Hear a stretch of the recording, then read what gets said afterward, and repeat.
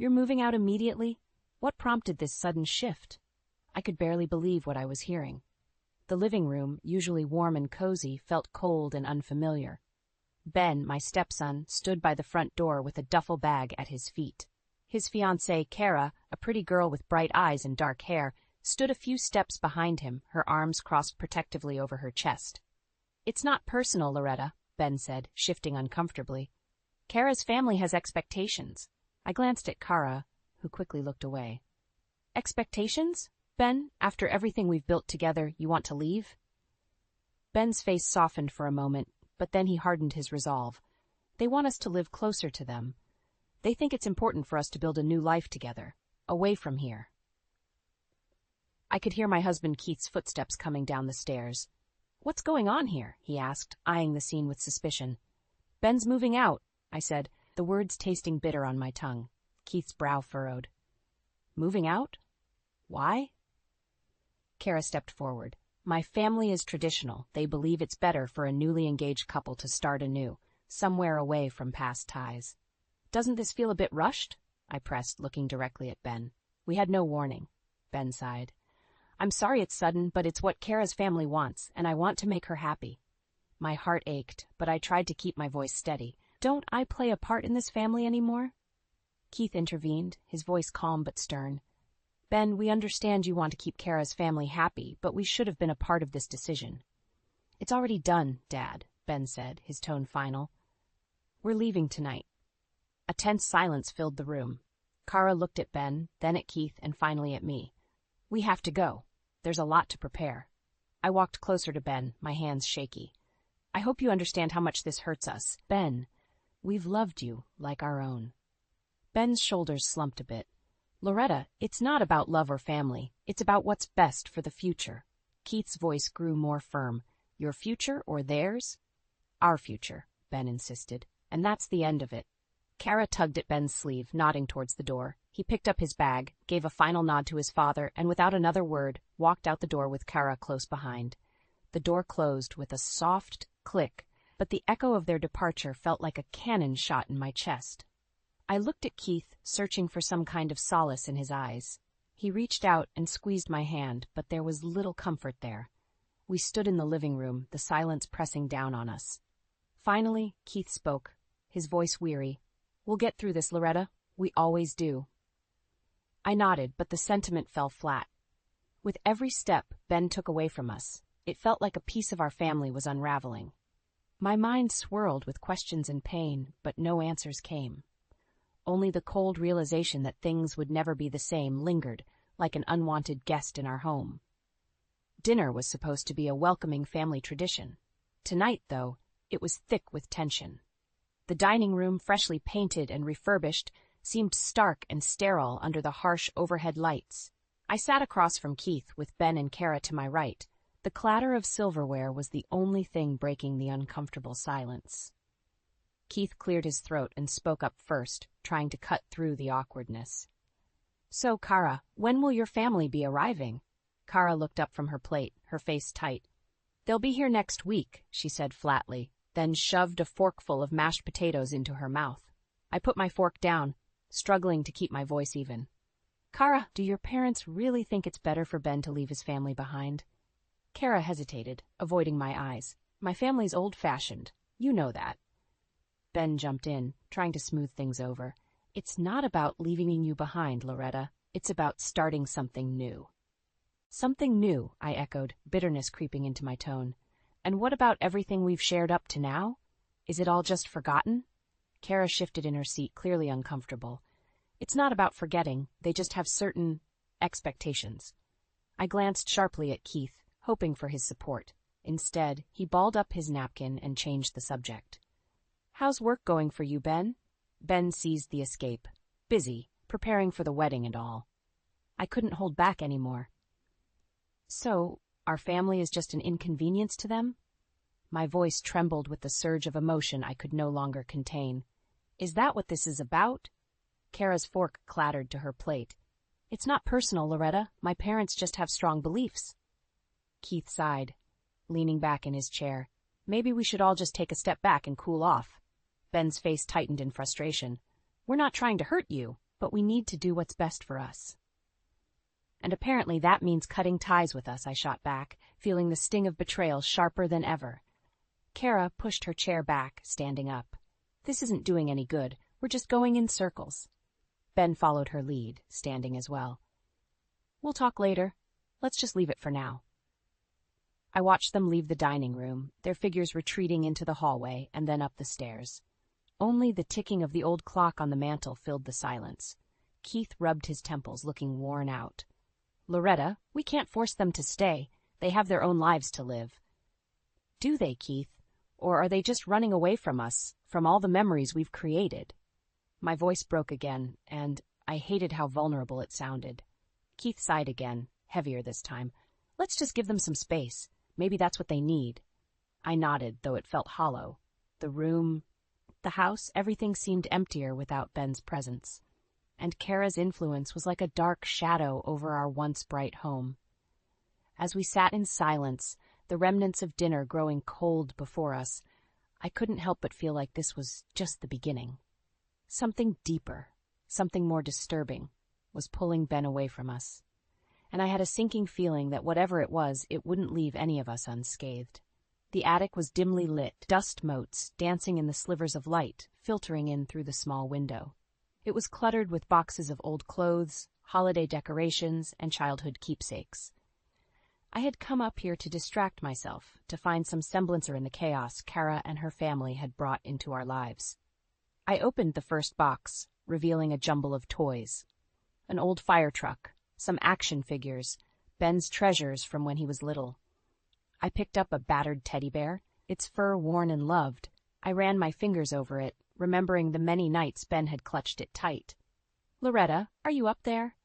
Keith called from below. Yeah, I'm here, I replied, my voice echoing slightly in the confined space.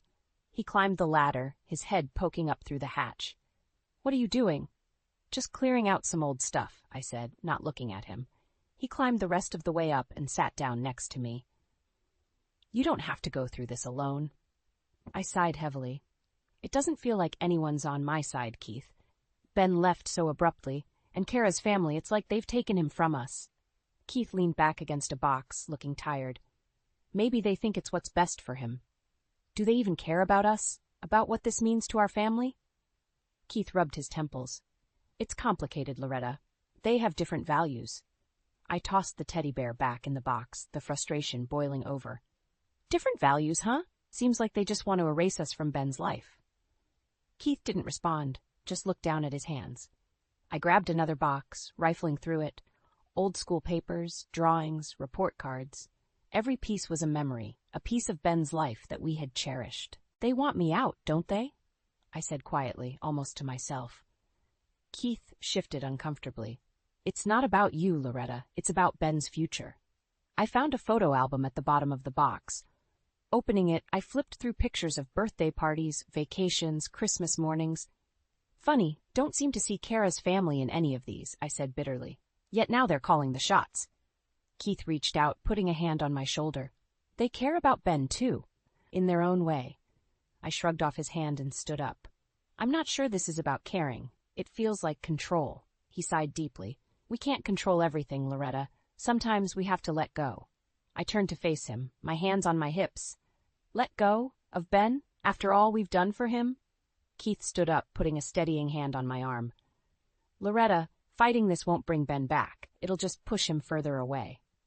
I looked around at the scattered boxes, the remnants of a childhood I had helped nurture. Maybe letting go isn't the answer. Maybe it's time to fight for what's ours. Keith shook his head sadly. I just want peace, Loretta, for all of us. I met his gaze, my resolve hardening. Peace won't come from giving in. If Kara's family thinks they can just take Ben away, they've got another thing coming. Keith's eyes searched mine, trying to find a middle ground. But I saw what they were really after. They wanted compliance, not peace. I turned back to the boxes, pulling out another childhood memory. I'm not going to lose him without a fight.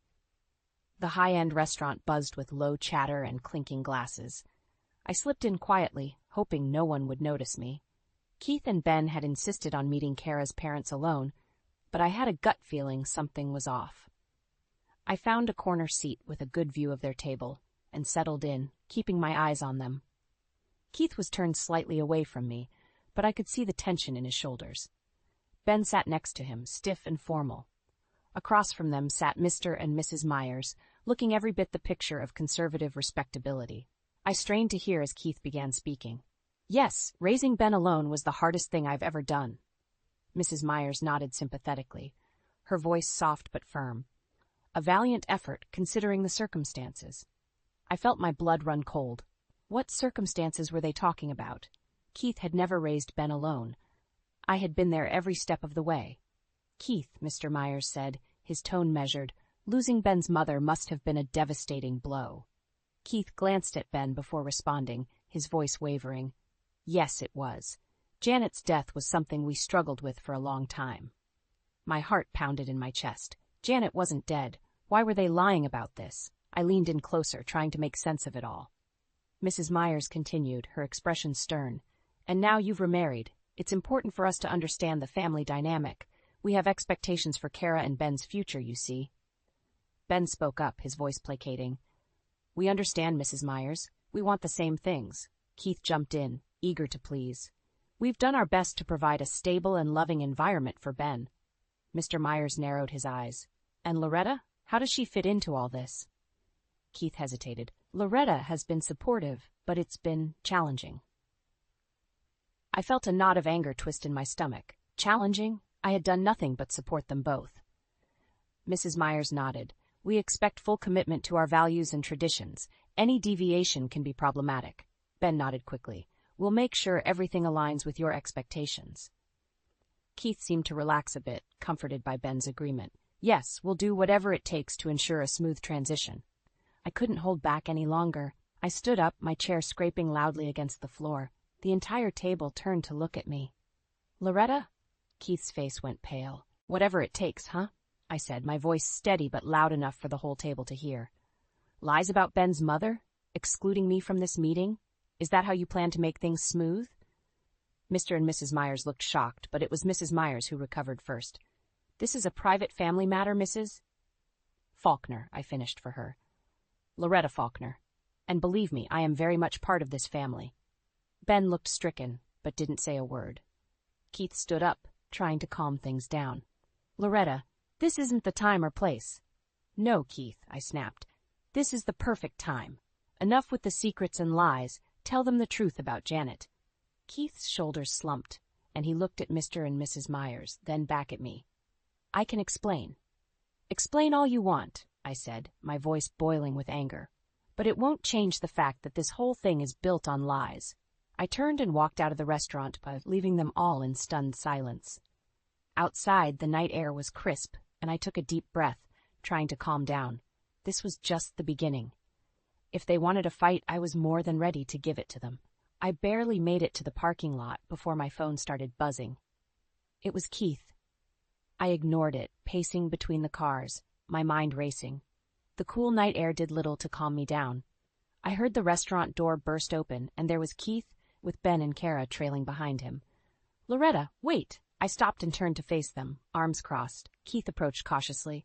We need to talk about this. Talk? I said, my voice dripping with anger. You mean explain why you've been lying to everyone? Ben stepped forward, looking desperate. Loretta, please. We can work this out. Work this out? I scoffed. How are we supposed to work out lies? Kara's expression hardened as she stepped up next to Ben. Maybe it's best for everyone if we just separate for a while. I glared at her. Separate? So you can play happy families with your version of the truth?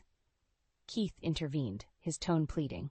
Loretta, please, this isn't the time or place for this. Just then, the door of the restaurant swung open again, and a familiar figure appeared. Janet. Her presence was a shockwave. Everyone went silent, eyes widening in disbelief. Well, Janet said, her voice cutting through the tension like a knife. If it isn't the hero dad and his loyal son. Kara frowned, confused. Who is this? Oh, just the ghost of Keith's past, Janet replied sardonically, sidling up to Keith. Isn't that right, dear? Keith stepped back, his face pale. Janet, what are you doing here? Just thought I'd drop by and see my lovely family, Janet said, putting an arm around Ben, who looked mortified. Seems like you've been having quite the heart-to-heart. Well, Kara looked at Ben, then at Keith, then at me. What is going on here? Who is she? Janet released Ben and turned to face Kara. I'm Ben's mother, his very alive and kicking mother. Surprised? Kara's face turned a shade paler, and she looked at Keith accusingly. You said she was dead. Keith opened his mouth to speak, but no words came out. Janet laughed, a cold, harsh sound that seemed to echo in the still night air. Dead? Oh no, very much alive, thank you. Why would you lie about something like that? Kara shouted at Ben and Keith, her voice filled with betrayal. Ben stammered, unable to meet her eyes. Kara, it's not what you think. We didn't want your parents to judge us. Janet laughed again, more bitterly this time. Judgment? Honey, if you think lying is better than facing judgment, then you don't know anything about family. Kara's eyes filled with tears. I can't believe you lied to me. Keith tried to put a hand on her shoulder, but she pushed him away. Just stay away from me, she said, her voice trembling. She turned and ran to her car, leaving us standing there in the parking lot. Ben looked torn, but he turned to follow Kara. Kara, wait. Janet grabbed his arm, stopping him. Let her go, Ben. Sometimes people need to face the truth. Keith was at a loss, looking between Janet and me. Loretta, Save it, I said, cutting him off. This can't be happening. Janet gave me a knowing look. Oh, it's happening, all right, and it's about time. Keith stood there in silence, knowing the facade he'd built was crumbling before his eyes. The wreckage lay before us, and there was no going back. The smell of fresh coffee filled my sister's kitchen as I sat at the small wooden table, staring blankly ahead. My sister, Marie, bustled around, trying to make me feel at home. Janet was supposed to arrive any minute, and the tension in the air was palpable. Marie set down 2 steaming mugs and sat across from me. You're handling this better than I would, she said softly. Before I could respond, the doorbell rang. Marie rose to answer it, and moments later, Janet walked in. She looked around briefly before fixing her gaze on me. Loretta, she greeted, her voice firm but not unkind. Janet, I replied, motioning for her to take a seat. Marie took the hint and left us alone, slipping out the back door to give us privacy. Janet sat down and wrapped her hands around the coffee mug, staring intently at the dark liquid. So, that was quite the scene at the restaurant. I nodded, taking a sip of my coffee. You certainly know how to make an entrance. Janet smirked, but her eyes lacked humor. It needed to be done. Keith and Ben have fooled everyone long enough. We sat in silence for a moment, the weight of everything unsaid pressing down on us. Finally, Janet spoke, her voice more gentle. Loretta, I'm sorry you got caught up in this mess. I appreciate that, Janet. But it's not just me, it's everyone. Kara, her family, even Ben. Janet's eyes darkened. Especially Ben. He needs to know his actions have consequences. I set down my mug, leaning forward. It's time they face the consequences. Janet's gaze was unwavering. I'll help you make sure of it. The determination in her voice bolstered my own resolve. We weren't just 2 women wronged. We were 2 forces ready to set things right. So, what's the plan? Janet asked, her tone businesslike. We need to expose the lies, I said firmly. Keith's made a mess, and it's time he cleaned it up, Janet nodded. That means telling Kara's family the full truth. Not just about me, but everything. The gambling, the debts, all of it. I smiled slightly. Sounds like you have some history to share. Janet stirred her coffee absent-mindedly. You have no idea. Keith's gambling was the final straw for me. When I left, I thought that chapter was closed, but it sounds like it's come back to haunt him. I glanced out the window, my mind racing with possibilities. We need to gather evidence, something concrete to show Kara's family who Keith really is, Janet agreed. I have some old records, bank statements, loan agreements. It should be enough to start with. As we mapped out our plan, I felt a weight lifting. There was a clarity to having a purpose, a direction. For too long, I had been reacting to the chaos. Now I was taking control. Marie peeked through the door, hesitant. Do you need anything else? I shook my head, smiling at my sister. We're good for now, thanks. Marie nodded and retreated, leaving Janet and me to finalize our strategy. The coffee grew cold as we talked, but neither of us noticed. We were driven by more potent fuel, justice and the promise of setting things right. By the time Janet left, I felt a renewed sense of resolve. We had a plan, and I had an ally.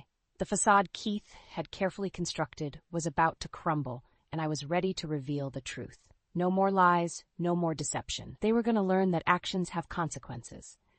And this time, I wouldn't back down. The high-rise office building loomed above me as I stepped into the lobby. Keith's office was on the 15th floor, and the elevator ride up gave me enough time to calm my nerves. I needed to stay composed. The doors slid open with a soft ping, and I walked out, scanning for his office. Getting past the receptionist was easier than I expected. A firm, "I'm here to see Keith Faulkner," and a no-nonsense attitude did the trick. Keith's door was partially open. I knocked briefly before pushing it open. He looked up, startled, papers strewn across his desk. "Loretta, what are you doing here?" His voice was strained, a mix of surprise and irritation. I closed the door behind me, striding to his desk. "We need to talk, Keith. Now." He leaned back, trying to mask his unease. "Can't this wait until I get home?" "No, it can't." I placed a stack of papers on his desk. "These are from Janet, bank statements, loan agreements, all from your gambling days." Keith's face turned ashen as he flipped through the documents. "Why are you bringing this up now?" "Because it's time the world knows who you really are," I said, my voice steady and unyielding. He stood up, slamming the papers down. "You wouldn't dare. Do you have any idea what this could do to me?" "I know exactly what it will do," I replied coldly, "and that's precisely the point." Keith's eyes narrowed, a look of disdain crossing his face. "You think you're so righteous, don't you? Coming here, threatening me with my past." "This isn't about righteousness, Keith. This is about justice. For me, for Ben, for everyone you've deceived." He took a step closer, his voice low and menacing. "You're playing a dangerous game, Loretta. You won't win." I matched his gaze, unwavering. "I'm not here to win, Keith. I'm here to expose the truth." The room fell silent, the tension thick. Keith finally broke the stare, sinking back into his chair. "What do you want?" "I want you to come clean, to Ben, to Kara, to her family. Tell them everything, why you lied, the gambling, the debts." He shook his head. "You realize this could ruin everything, right? My job, my reputation." "Your job and reputation are nothing compared to the damage you've already done," I shot back. "And if you don't come clean, I will." Keith's hands clenched the edge of his desk, knuckles white. "And what about Ben? Have you thought about what this will do to him?" "I've thought about nothing else," I replied. "This is the only way to break the cycle of lies. It's time he knows the truth." Keith slumped in his chair, defeated. "Fine, I'll do it. Today," I insisted. "No more delays, no more excuses." He looked up at me, a mixture of resentment and resignation in his eyes. "Today." I turned to leave, pausing at the door. "And Keith, if you ever try to pull something like this again, I'll make sure everyone knows exactly who you are." Without waiting for a response, I walked out, the weight of the confrontation lingering in the air. The elevator ride down was a blur, my mind racing with the implications of what I had just set in motion. As soon as I stepped out into the sunlight, I felt a sense of resolve harden within me. This was far from over, but we were one step closer to the truth. One step closer to justice for all the lies and betrayal. The facade was crumbling, and Keith was painfully aware of it. And this time, I wouldn't back down. My bustling handmade furniture shop was a far cry from the turmoil that had consumed the past few months. Wood shavings littered the floor, sawdust hung lightly in the air, and the aroma of freshly cut timber was soothing. This place had become my sanctuary, a haven from the chaos Keith had sown. My phone buzzed on the workbench, pulling me from my thoughts. It was a message from Janet. "It's done." He told them everything. A mix of relief and apprehension settled in my chest. I had pushed for this, but now that the truth was out, the real consequences had begun to unfold. The bell above the shop door jingled, and I looked up to see Janet walking in. She seemed lighter, as if a burden had been lifted from her shoulders. "Well?" I asked, setting down my tools. "He did it," Janet confirmed. "Keith came clean to Kara's family. It was a mess, to put it mildly." I shook my head. "That's an understatement." Janet pulled up a stool and sat down. "Kara's parents were furious. They had no idea they were being lied to, and they're pulling their support for the wedding." "What about Ben?" I asked, dreading the answer. "He's devastated," Janet said softly, "but he needed to hear the truth. It was time." I nodded, knowing she was right. Ben had been caught in the middle of a web of lies, and now he was facing the fallout. "And Keith?" Janet sighed. "He's lost everything. His job, his reputation, Ben. It's all crumbled." A part of me felt pity for Keith, but another part, The part that had been hurt and betrayed felt justified. Sometimes the hardest battles bring the greatest rewards. Janet gave me a small smile, and sometimes they bring clarity. Ben knows now who his father really is, and he knows who stood by him through it all. We sat in silence for a moment, the weight of the past months settling between us. Finally, Janet spoke again. So, what now? I looked around my workshop, taking in the fruits of my labor. Now we move forward. I'm expanding the shop, taking on more clients. This place is thriving, and it's only going to get better. Janet nodded, a look of admiration in her eyes. You've built something incredible here, Loretta. And so can you, I said, meeting her gaze. We're stronger than we give ourselves credit for. Just then the doorbell jingled again. This time it was Ben. He looked worn out, shadows under his eyes, but there was a determination there too. Mom, he said, addressing both Janet and me. Can we talk? We nodded, and he joined us, pulling up a stool next to Janet. I'm sorry, he began, his voice choked. For everything. I didn't want to see the truth. Janet put an arm around him. It's okay, Ben. The important thing is you see it now. Ben looked at me, his eyes filled with regret. Loretta, I shouldn't have left like that. I didn't understand how much you cared. I reached out and took his hand. What matters now is that you're here. We can rebuild together. As we sat there, the three of us, an unexpected feeling of hope blossomed. The past had been painful, but it had also revealed strength and resilience. And now, finally, we could move forward. Janet stood up, a smile on her face. Let's go celebrate. Dinner on me. We all laughed, the first genuine laughter in what felt like ages. We left the workshop, stepping out into the sunlight, ready to face whatever came next, together.